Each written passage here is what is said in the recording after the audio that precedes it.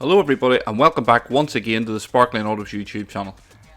I apologise that it's been around 6 or 7 weeks since my last video, but as regular viewers will be fully aware, the channel's had to take a bit of a back seat of late due to what started off as a decoration project, which is now turning into a home renovation project going on in the house. But we are getting there slowly but surely. So for today I wanted to do an MOT check on my car, getting it ready for its annual test, which due to COVID it hasn't actually had for 3 years. But that's another story. Because for those of you unfamiliar with the process in Northern Ireland, it is slightly different, the MOT, than it would be in mainland UK, in that we actually have to go to government run MOT centres. We don't go to independent garages who actually carry out tests and work for us. So they basically check the car over and tell you what's wrong with it. And because it's run by the government, you know it's going to be trustworthy and consistent. But anyway, getting on with the video itself. So prior to starting filming, I was actually underneath the car for 3 to 4 hours, doing a few jobs that needed done, cleaning brake lines, checking suspension bushes, looking out for oil leaks, grease, rust, just anything that might cause you to have an MOT failure. This saves the hassle of having to fork out more money for a retest and book another test date. So once I was happy that I'd done everything underneath that was in my power, it's time to start cleaning. So I've sprayed around inside the arches, starting off with Garage Therapy's Decon shampoo. Now you could carry out this job with any decent APC really, but the reason I like using this is, one, you have a visual indicator there with the foam, which in itself is also giving you a little bit more dwell time than an APC would. And secondly, the actual cleaning part of this product is great in these areas. Not only in the arches, but in the engine bay too, which you're about to see. I would stress as well at this point that this is clearly not a show car. I'm not getting this car ready to try and win any awards.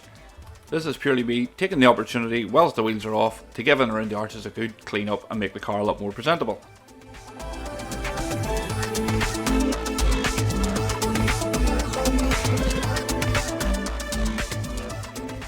So onto the engine bay now, and this is one of those areas where people tend to get nervous and they start disconnecting batteries and doing all sorts of things, and there's really no need for that. Certainly on a modern car, they're well enough sealed that you don't need to be too concerned with where your water's going to go.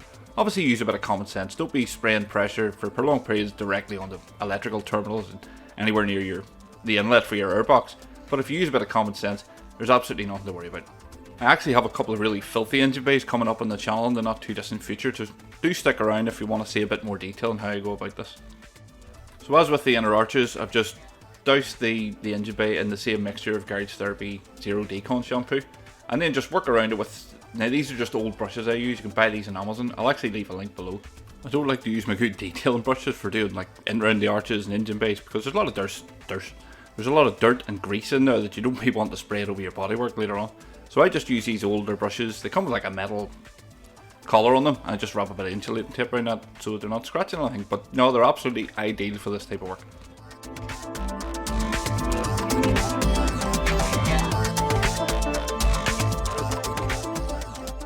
Now there was one section here that the camera might not have picked up where there was a bit of excess engine oil has run down over the cover, and the Zero Decon at the mixture I was using didn't work. Now certainly if you'd used it on a spray bottle it would have done the same job here, but I had some Surfex HD made up at 10%, so I went around the engine cover again with that just to remove the remnants of that oil.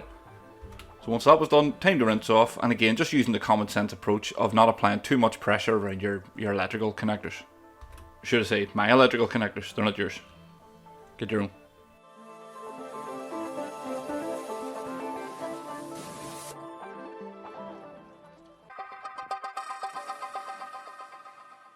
And obviously if you're doing any work like this and you have your oil trays off and lower guards, whatever, you may as well take the opportunity to give them a bit of a clean up.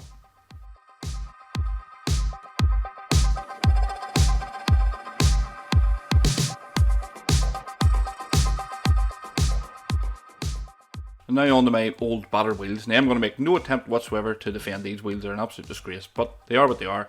Getting them refurbished one day would be nice, but it's not a top priority for me at the minute. First step then, just as you would with the bodywork, is to pre-wash the wheels. So to do this, I spray them with ANACHEM Automotive Cleanse, an acid-free wheel cleaner, leave it to dwell for around 5 to 10 minutes and then rinse it off. And given that the paint is actually peeling off the wheels, I'd be reluctant to use anything stronger than that. And in the bucket as usual then, we have the Garage Therapy wheel shampoo and a selection of brushes. which you may observe a rinse out after each use before putting it back into the bucket.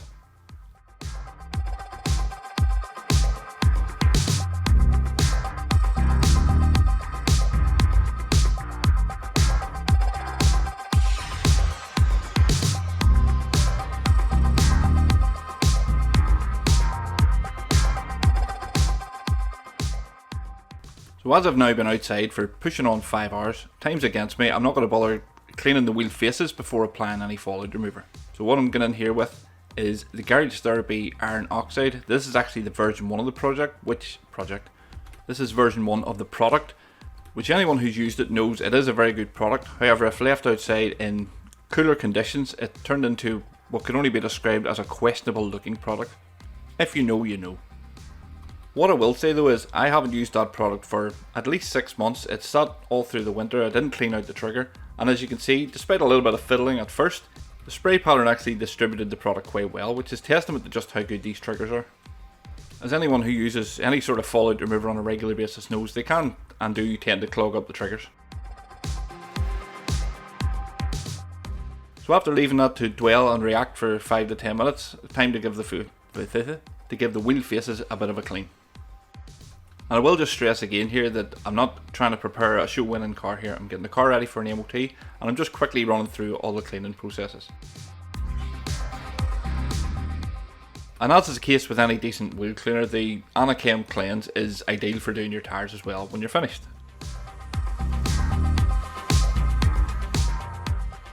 So now we've all 4 arches and wheels cleaned inside and out, it's time to get them back on the car and get on with cleaning the bodywork.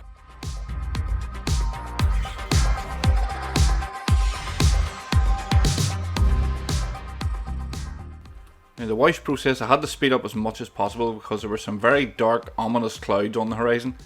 Not to mention that I've been out here for almost 6 hours now. So despite the fact that I do have more than enough confidence in the Guardz Therapy Zero Decon's ability to clean the car, I also went over it first of all with a citrus pre-wash from MONSTERSHINE. The car hadn't been washed for about 4 months at this stage, so I just wanted to use as much chemical as possible to get rid of as much dirt as possible in as little time as possible.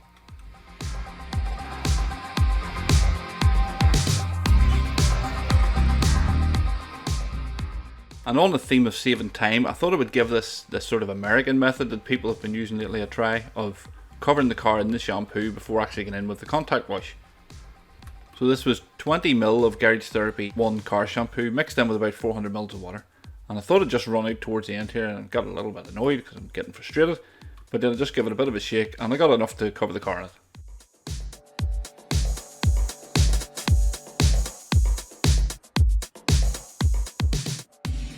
Allowed that to dwell on the car for a couple of minutes whilst they cleaned the lance out. And then just proceeded with my normal contact wash.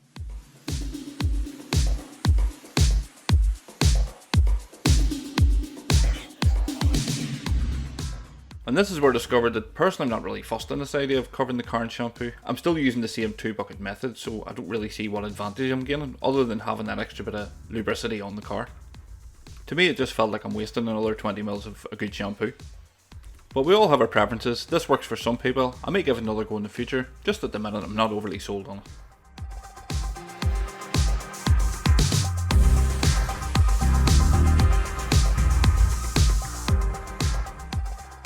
As for the shampoo itself, well, I've said it before, they don't really come much better than the Guardz Therapy car shampoo. It ticks all the boxes, it smells great, it feels great on the panel, there's plenty of slickness, there's plenty of suds. It's just really everything you need from a shampoo. The original version already ticked all those boxes, and this version 2 is simply an evolution of that.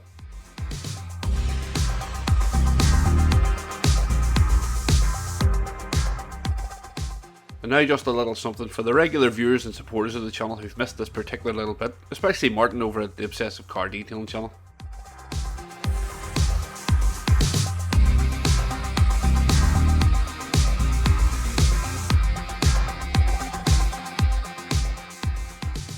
So after about 7 hours of being outside, now I think tiredness and delirium was starting to kick in. Bear in mind I spent half of that time lying underneath the car, my back's getting sore, my legs are sore. I just kind of want to get this finished at this stage.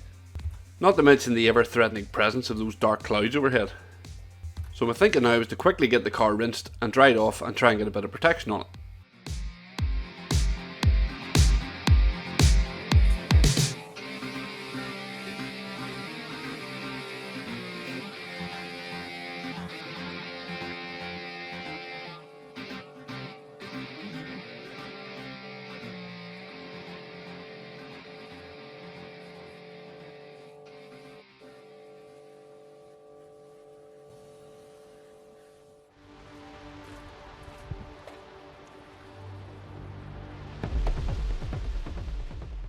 Usual process then, do all the glass first, this gets the towel nice and wet, which makes it easier to dry the rest of the bodywork.